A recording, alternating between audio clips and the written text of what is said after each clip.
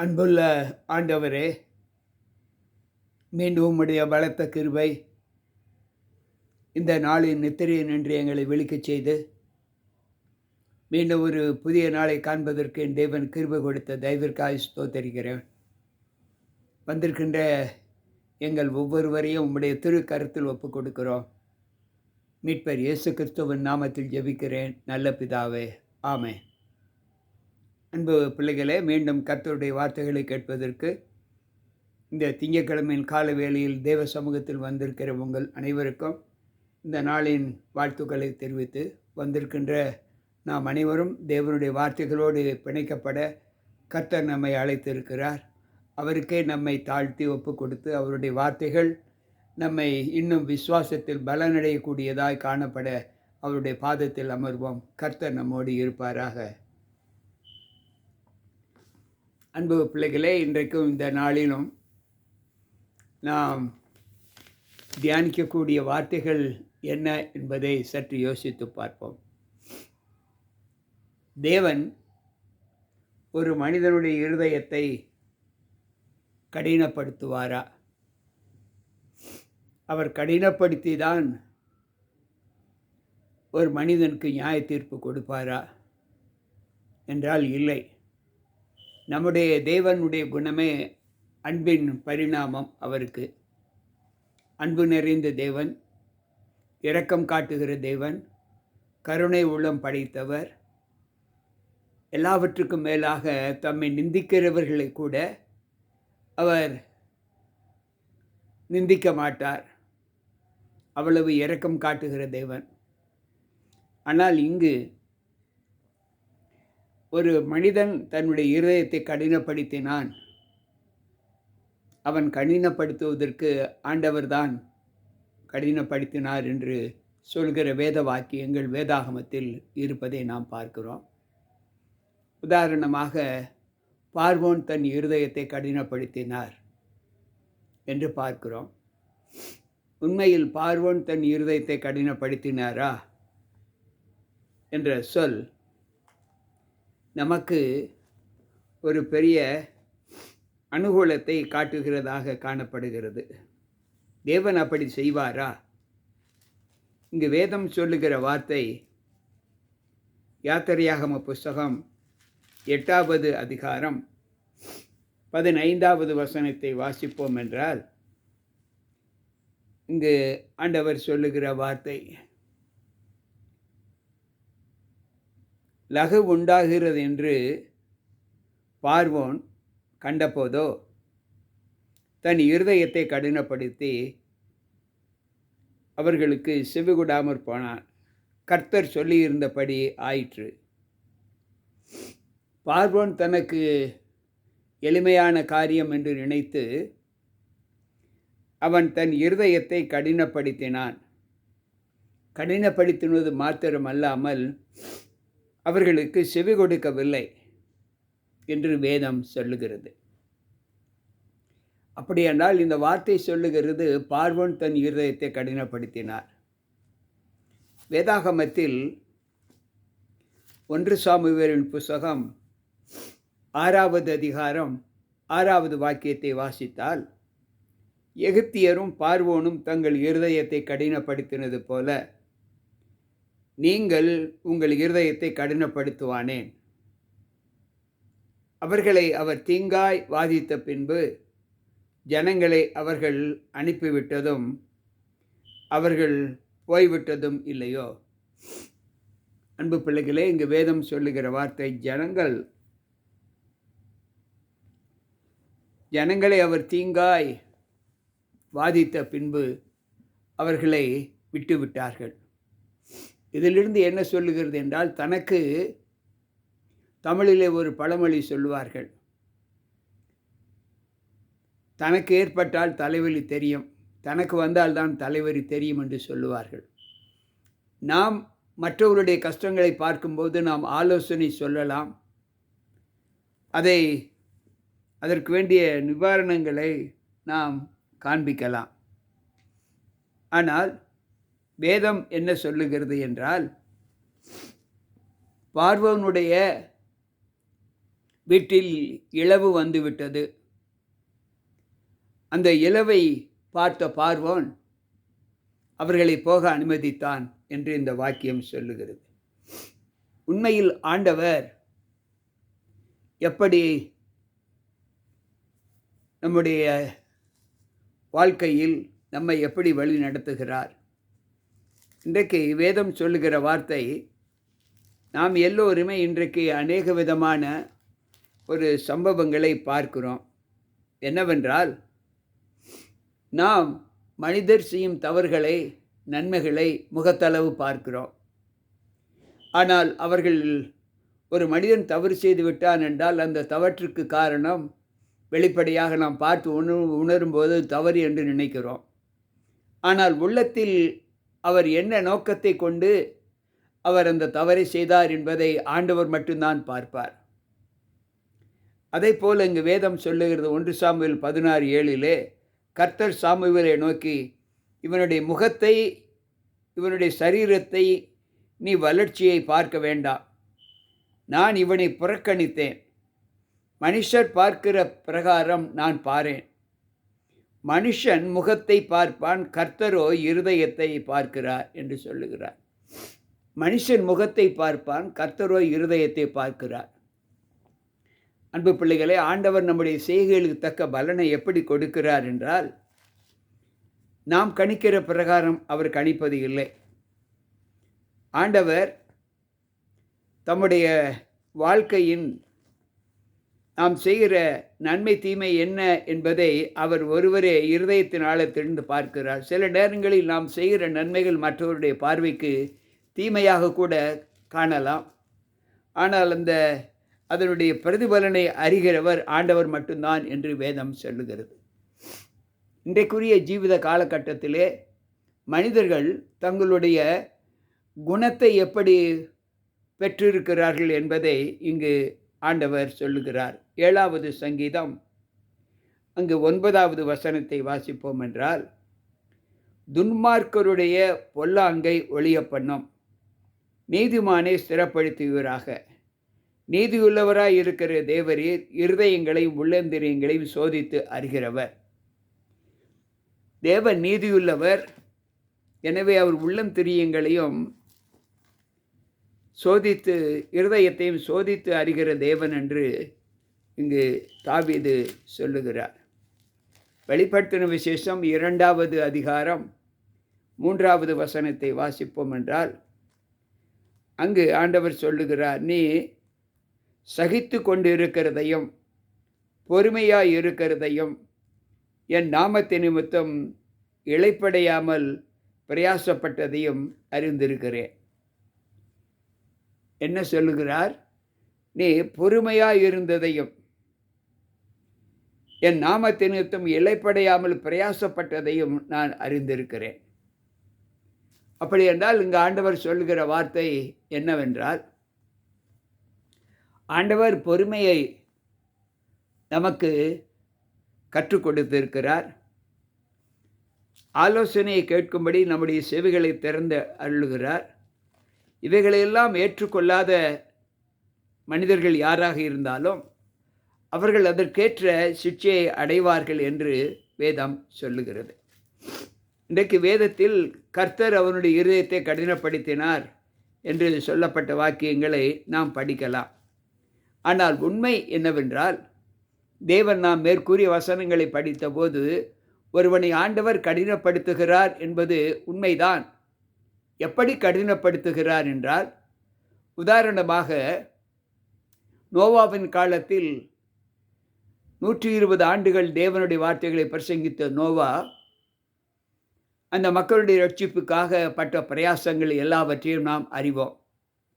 ஆனால் அந்த பிரயாசங்களின் பலனை அவர்கள் கேட்க மனதில்லை, ஏற்றுக்கொள்ளவில்லை. அவர்கள் இருதய கடினம். இதைப்போல இன்றைக்கு இருக்கக்கூடிய மக்களுடைய வாழ்க்கையின் திறன், ஆலோசனையை கேட்பதற்கு யாரும் விருப்பப்படுவது இல்லை. தமக்குத்தான் எல்லாம் தெரியும் என்று நினைத்த ஒரு அகங்காரம் இன்றைக்கு மனுமக்கள் மத்தியிலே அநேகம் காணப்படுவதை நாம் பார்க்கிறோம். அதைத்தான் இங்கு ஆண்டவர் சொல்லுகிறார். 81வது சங்கீதம் 11:12வது வசனம் இப்படி சொல்லுகிறது, என் ஜனமோ என் சத்தத்துக்கு செவி கொடுக்கவில்லை, இஸ்ரவேல் என்னை விரும்பவில்லை. ஆகையால் அவர்களை அவர்கள் இருதயத்தின் கடினத்திற்கே விட்டுவிட்டேன், தங்கள் மனம் போனபடியே நடந்தார்கள். இங்கு ஆண்டவர் சொல்லுகிற வார்த்தை, இஸ்ரவேல் என்னை விரும்பவில்லை, எனக்கு செவி கொடுக்கவில்லை, ஆகவே அவர்கள் இருதயத்தின் கடினத்திற்கே அவர்களை விட்டுவிட்டேன், அவர்கள் தங்கள் மனம் போன வழியிலே நடந்தார்கள் என்று அங்கு வேதம் சொல்லுகிறது. அன்பு பிள்ளைகளே, சற்று நாம் யோசித்து பார்த்தால் ஆவியானவர் சொல்லுகிற வார்த்தை எப்படிப்பட்டதாய் இருக்கிறது. உண்மையில் யாரெல்லாம் ஆண்டவருடைய வார்த்தைகளுக்கு செவி கொடுக்கவில்லையோ அவர்கள் தங்கள் இருதயத்தின் கடினத்தை தேவனுக்கு காண்பிக்கிறார்கள்.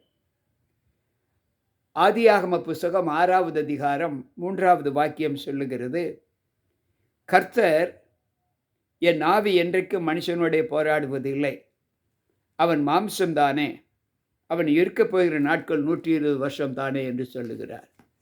என் ஆவி என்றென்றைக்கும் மனுஷனோடு போராடுவது இல்லை. இன்றைக்கு ஆண்டவர் எவ்வளவோ ஆலோசனைகளை சொல்லியும் அறிவுரைகளையும் புத்திமதிகளையும் சொல்லியும் நாம் கேட்கவில்லை என்றால் ஆண்டவர் அவர்கள் இருதயத்தின் கடினத்திற்கே விட்டு விடுவார். அதைத்தான் சங்கீதக்காரர் நமக்கு சொன்னார். இன்றைக்கும் எனக்கு அன்பான தேவ பிள்ளைகளே, இந்த அனுபவத்திலே நாம் பார்க்கும்போது இதற்கு ஆண்டவர் நம்முடைய இருதயத்தை கடினப்படுத்துவதற்கு யார் காரணம்? ஆண்டவரா? இல்லை.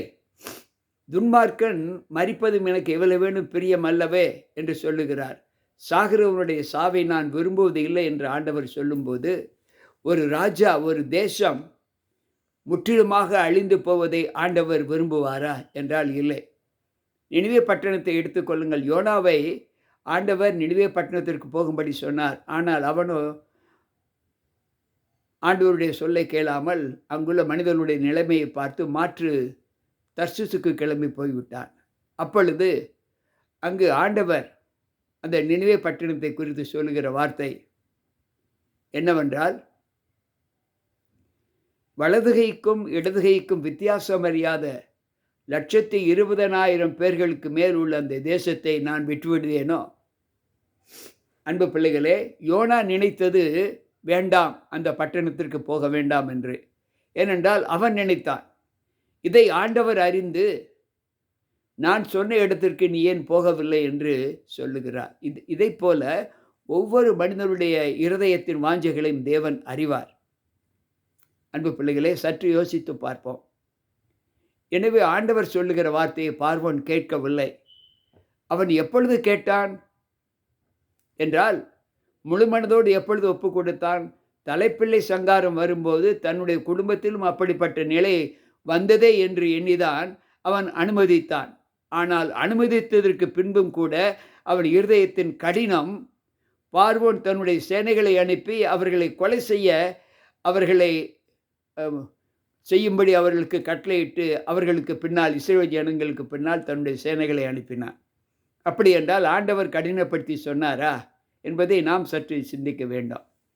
இங்கு வேதம் சொல்லுகிற வார்த்தை அப்போஸ்தலர் நடவடிக்கையின் புஸ்தகம் 7வது அதிகாரம் 42வது வசனத்தை நாம் வாசிப்போம் என்றால், அங்கு ஆண்டவர் சொல்லுகிறார், அப்பொழுது தேவன் அவர்களை விட்டு விலகி வானசேனைக்கு ஆராதனை செய்ய அவர்களை ஒப்பு கொடுத்தார்.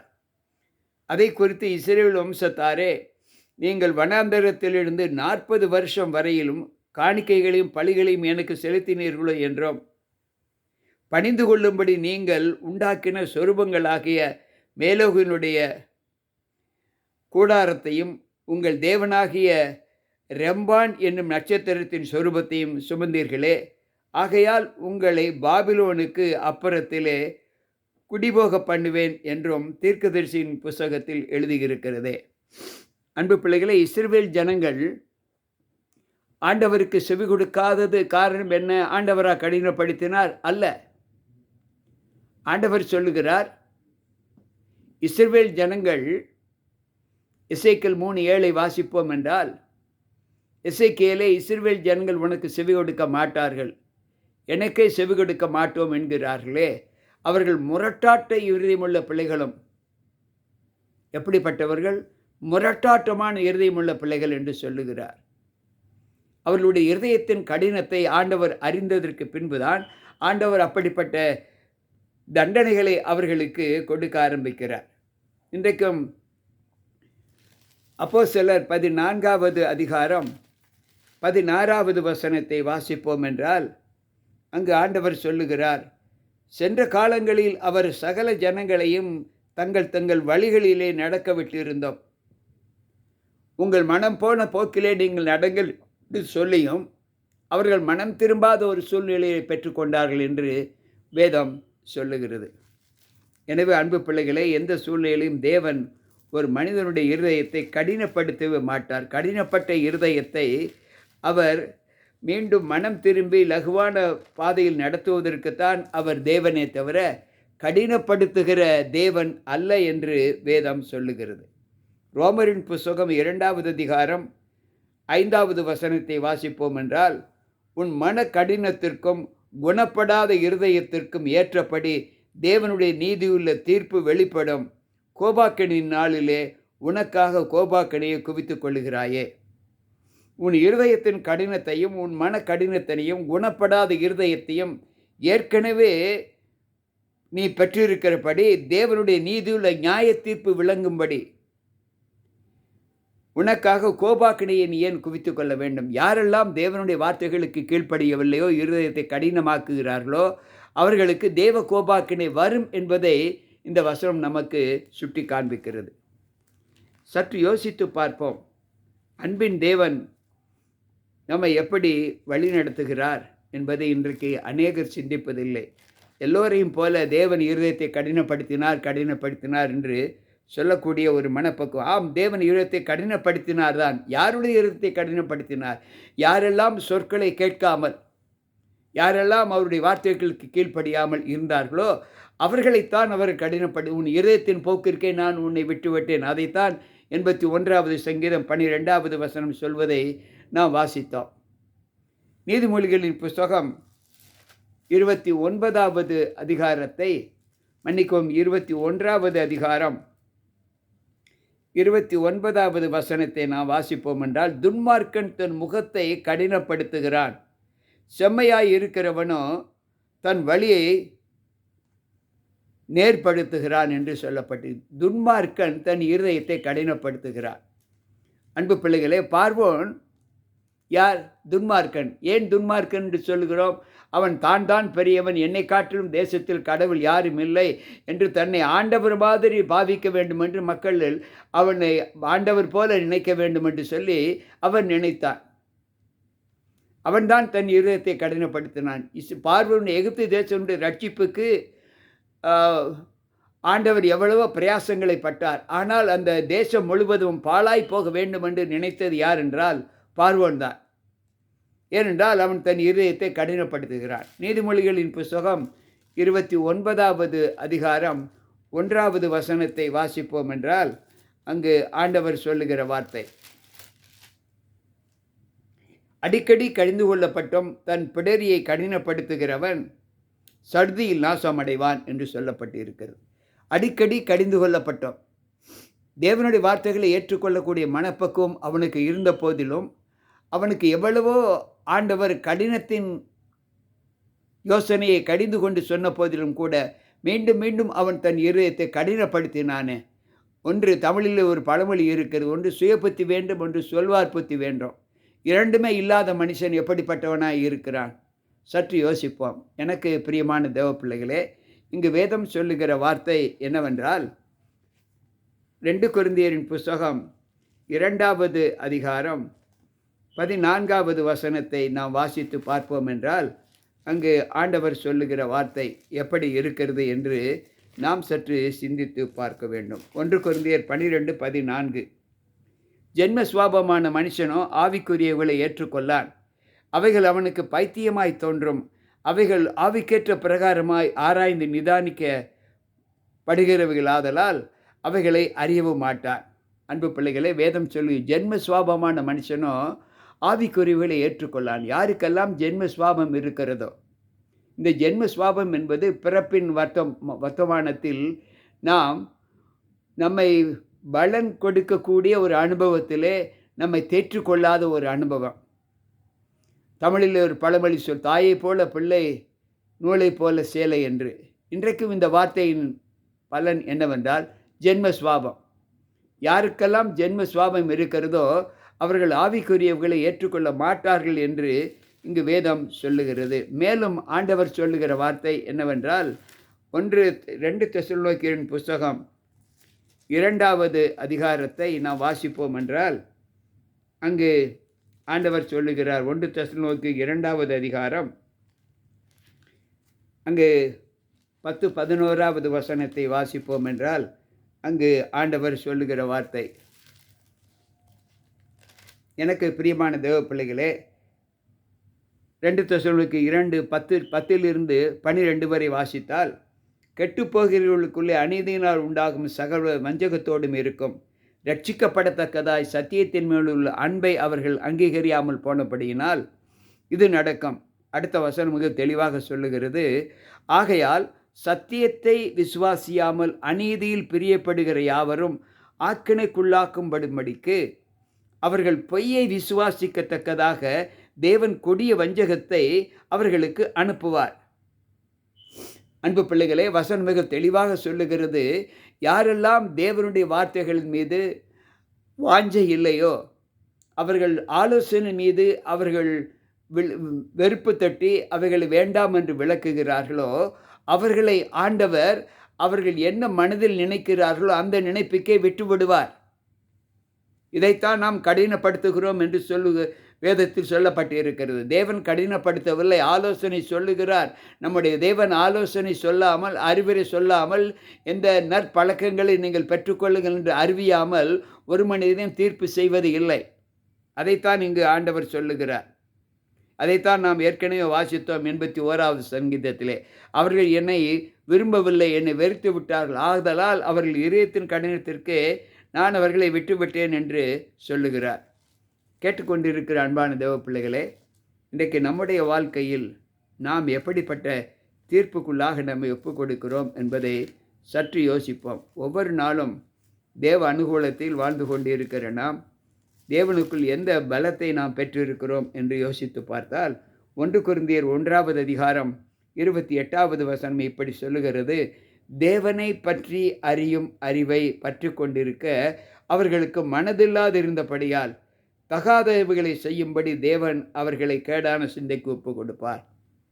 முதலில் நாம் சத்தியத்தின் மேலுள்ள அன்பை அவர்கள் பெற்றுக்கொள்ளாமல் தங்கள் சுய இச்சைகளுக்கு ஏற்று நடந்தபோது அவர்களை ஆண்டவர் தங்கள் மனதின்படியே நடக்க ஒப்பு கொடுப்பார் என்று பார்த்தோம். இன்றைக்கு இந்த பவுல் சொல்லுகிற இன்னொரு வசனம், தேவனை அறியும் அறிவை அவர்களுக்கு ஏற்றுக்கொள்வதற்கு மனதில்லாது இருக்கிறபடியால் தகாதவைகளை செய்யும்படி தேவன் அவர்கள் இருதயத்தை கேடான சிந்தைக்கு ஒப்பு கொடுப்பார். அப்படி என்றால் இந்த கேடான சிந்தைக்கு, பார்வோனுடைய கேடான சிந்தைக்கு ஒப்பு கொடுப்பதற்கு யார் காரணம்? தேவன் பார்வோனுடைய இதயத்தை கடினப்படுத்தினார் என்று சொல்வதற்கு யார் காரணம்? தேவன் சொல்வதற்கு முன்பே அவன் தன் இதயத்தை கடினப்படுத்தி விட்டான். அதைத்தான் நாம் முன்பு பார்த்தோம். மனுஷன் முகத்தை பார்க்கிறான், தேவனுடைய இருதயத்தை பார்க்கிறார். நாம் நல்லவர்களாக மாறுவோமா, கெட்டவர்களாகவே இருப்போமா என்பதை ஆண்டவர் மட்டும்தான் தீர்க்க முடியும். வேறு எந்த ஒரு மனிதனும் தீர்க்க முடியாது. அதை நன்றாக நாம் உணர்ந்து கொள்ள வேண்டும். அதைத்தான் ஆண்டவர் அங்கு சொல்லுகிறார். ரோமரின் புஸ்தகம் 4வது அதிகாரம் 18வது வசனத்தை நாம் வாசிப்போம் என்றால் அங்கு தேவன் சொல்லுகிற வார்த்தை எப்படி இருக்கிறது என்பதை யோசித்து பார்ப்போம். உன் சந்ததி இவ்வளவாய் இருக்கும் என்று சொல்லப்பட்டபடியே நான் அநேக ஜாதிகளுக்கு தகப்பனாவதை நம்புவதற்கு ஏதுவில்லாதிருந்தும் அதை நம்பிக்கையோடே விசுவாசித்தான். அன்பு பிள்ளைகளே, தேவன் சொன்ன வார்த்தைகளை கேட்டு விசுவாசித்த அந்த மகனுக்கு எப்படிப்பட்ட ஆசீர்வாதத்தை ஆண்டவர் கொடுத்தார் என்று நாம் சற்று யோசித்து பார்க்க வேண்டும். இன்றைக்கு அந்த அனுகூலத்திலே நாம் தேவனோடு இருக்கிற அந்த காலத்தை நியமங்கள் நம்ம எப்படி தேவ சமூகத்தில் நாம் தேவனுடைய ஆசீர்வாதத்தின்படி நாம் நடக்கிறோம்.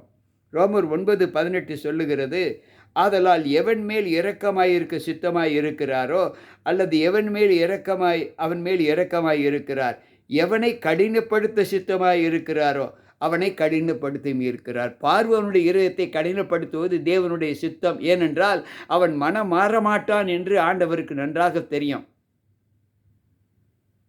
அதைத்தான் இங்கு பவுல் சொல்லுகிறார். 2 நாளாகம புஸ்தகத்தை நாம் வாசிக்கும்போது 26வது அதிகாரம் அங்கு 23வது வசனத்தை நாம் வாசிப்போம் என்றால், அங்கு ஆண்டவர் சொல்லுகிற வார்த்தை உசியாவின் 2 நாளாகமம் 36:23.